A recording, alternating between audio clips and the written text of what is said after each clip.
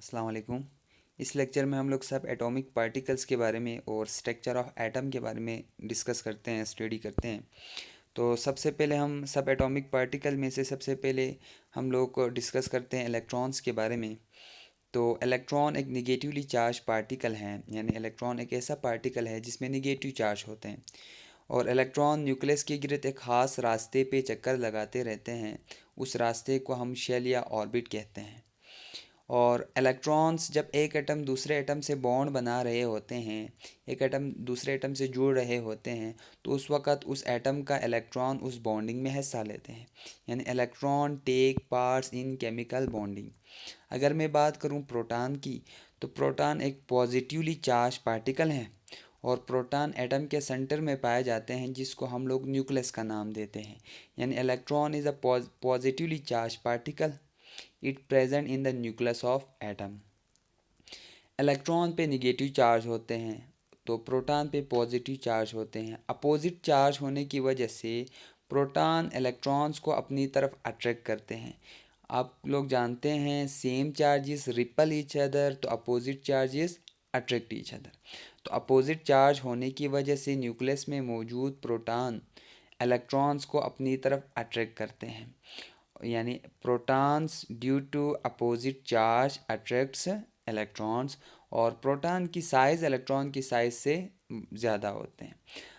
अगर किसी भी एटम के न्यूक्लियस में सेंटर में सिर्फ पॉजिटिव चार्ज पार्टिकल्स होते हैं, मीन्स सिर्फ प्रोटॉन्स होते हैं।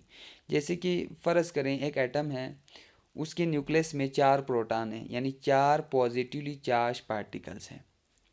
तो जब इसके न्यूक्लियस में 4 प्रोटॉन होगा तो सब पे पॉजिटिव चार्ज, जैसे कि आप देख सकते हैं। तो यानी एक पे प्लस, दूसरे पे प्लस, तीसरे और सब पे पॉजिटिव चार्ज हैं, तो यानी सेम चार्ज हो गया। तो ये सेम चार्जेस एक दूसरे को रिपल करेगा, एक दूसरे को करीब आने नहीं देगा, यानी due to same charges proton repel each other. अब जितना प्रोटॉन की तादाद एटम में ज़्यादा होता जाएगा, तो उन एटम्स में प्रोटॉन प्रोटॉन पे सेम चार्जेस होने की वजह से रिपल्सिव फोर्स भी ज़्यादा होता जाएगा। एक दूसरे को धकेलने की जो फोर्स है वो ज़्यादा होता जाएगा। जितना वो एक दूसरे को धकेलेगा, जितना रिपल्सिव फोर्स ज़्यादा होगा, तो मसला ये होगा एटम के न्यूक्लियस के फटने का ख़तरा होता है। लेकिन कभी भी एटम का न्यूक्लियस फटता नहीं है। एटम का न्यूक्लियस फटेगा तो एटम की कोई वजूद नहीं रहेंगे, एटम की कोई वजूद नहीं रहेगा तो किसी भी मैटर की, किसी भी चीज़ की कोई वजूद नहीं होंगे। तो याद रखें एटम का न्यूक्लियस कभी फटता नहीं है। क्यों नहीं फटता?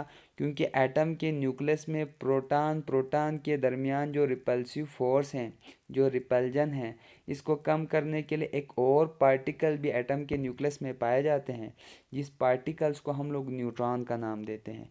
तो अगर मैं बात करूं न्यूट्रॉन की, तो न्यूट्रॉन एक ऐसा पार्टिकल है जिस पे कोई चार्ज नहीं होता, यानी न्यूट्रॉन हैव नो चार्ज। और ये भी प्रोटॉन के साथ एटम के न्यूक्लियस में पाए जाते हैं। और इसका काम क्या है? तो it reduce the repulsive force between protons, यानी न्यूक्लियस में मौजूद प्रोटॉन्स के दरमियान जो रिपल्सिव फोर्स हैं, उस रिपल्सिव फोर्स को कम करते हैं आपका न्यूट्रॉन, जिसकी वजह से एटम का न्यूक्लियस स्टेबल रहता है। एटम के न्यूक्लियस स्टेबल रहने का मतलब एटम स्टेबल, एटम स्टेबल रहने का मतलब आपके सारे के सारे मैटर स्टेबल होते हैं, अपनी असली हालत में पाए जाते हैं। तो इंशाल्लाह नेक्स्ट लेक्चर में हम लोग डिस्कस करेंगे एटम एज अ न्यूट्रल, कि एटम पे चार्ज क्यों नहीं है, एटम न्यूट्रल क्यों है। साथ साथ हम लोग डिस्कस करेंगे एटॉमिक नंबर पे। तो मैं डेली वाइज एक एक लेक्चर क्लास 9 और 10 केमिस्ट्री का अपलोड करता जाऊंगा।